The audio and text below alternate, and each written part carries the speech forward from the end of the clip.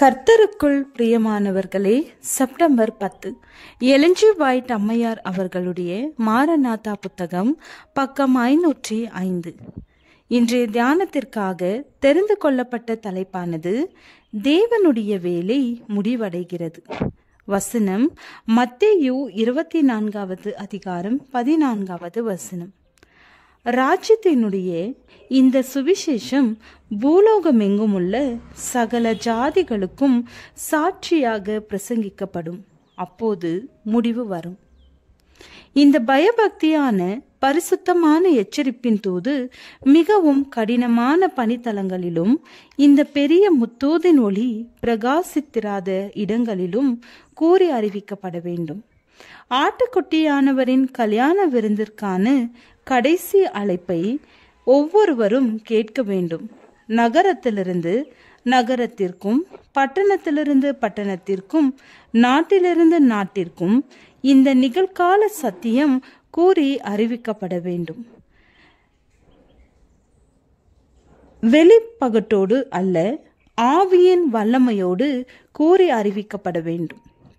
தேவ கிருபையின் புதுப்பிக்கும் வல்லமையின் தூது பல்வேறு தட்ப வெப்ப நிலையுடைய அனைத்து நாடுகளுக்கும் உலகம் முழுவதும் சத்தியத்தினால் சுற்றி வளைக்கப்படத்தக்கதாக கொண்டு செல்லப்படும்.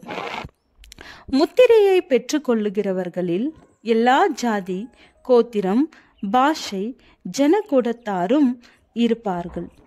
ஒவ்வொரு தேசத்திலிருமிருந்து சேர்க்கப்பட போகிற ஆண்களும் பெண்களும் தேவனுடைய சிங்காசனத்திற்கும் ஆட்டுக்குட்டியானவருக்கும் முன்பாக நின்று ரட்சிப்பின் மகிமை சிங்காசனத்தின் மேல் வீற்றிருக்கிற எங்கள் தேவனுக்கும் ஆட்டுக்குட்டியானவருக்கும் உண்டாவதாக என்பார்கள்.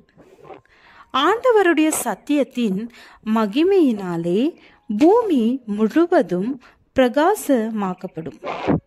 அந்த ஒளி எல்லா மக்களுக்கும் எல்லா தேசத்திற்கும் பிரகாசிக்க வேண்டும். அதை பெற்று கொண்டவர்களிடமிருந்து அந்த ஒளி பிரகாசிக்க வேண்டும். விடிவெள்ளி நம்மேல் உதிர்த்திருக்கிறது. நாம் அதன் வெளிச்சத்தை இருளில் இருக்கிற மக்களின் பாதைகள் மேல் காட்ட வேண்டும். ஒரு நெருக்கடியான காலகட்டம் நம்மேல் வந்திருக்கிறது. நாம் இப்போது பரிசுத்த ஆவியானவரின் வல்லமையினாலே கடைசி காலத்திற்குரிய மாபெரும் சத்தியங்களை கூறி அறிவிக்க வேண்டும். வெகு சீக்கிரம் ஒவ்வொருவரும் எச்சரிப்பை கேள்விப்பட்டு தீர்மானம் எடுப்பார்கள். அப்பொழுது முடிவு வரும். 1ஆம் 2ஆம் 3ஆம் தூதர்களுடைய தூதுகளில் பொதிந்திருக்கிற சத்தியம் ஒவ்வொரு ஜாதிக்கும், கோத்திரத்தாருக்கும், பாஷைக்காரருக்கும், ஜனக்கூட்டத்தாருக்கும் போய் சேர வேண்டும். ஒவ்வொரு கண்டனங்களிலும் பரவி இருக்கிற இருளை அது குறைக்க வேண்டும். அது கடல்களில் இருக்கிற தீவுகளுக்கும் சென்று சேர வேண்டும். இந்த வேளையிலே தாமதம் கூடாது. நமது கோட்பாட்டு சொல்லானது முன்னேறு, எப்போதும் முன்னேறு என்பதே. பரலோகத்தின் தூதர்கள் வழியை ஆயத்தப்படுத்தத்தக்கதாக நமக்கு முன்னே செல்வார்கள். முழு உலகமும் ஆண்டவருடைய மகிமையினால் பிரகாசம் அடையும் வரை நமக்கு அப்பால் இருக்கிற இடங்களை குறித்த பாரம் நம்மை விட்டு ஒருபோதும் அகலக்கூடாது.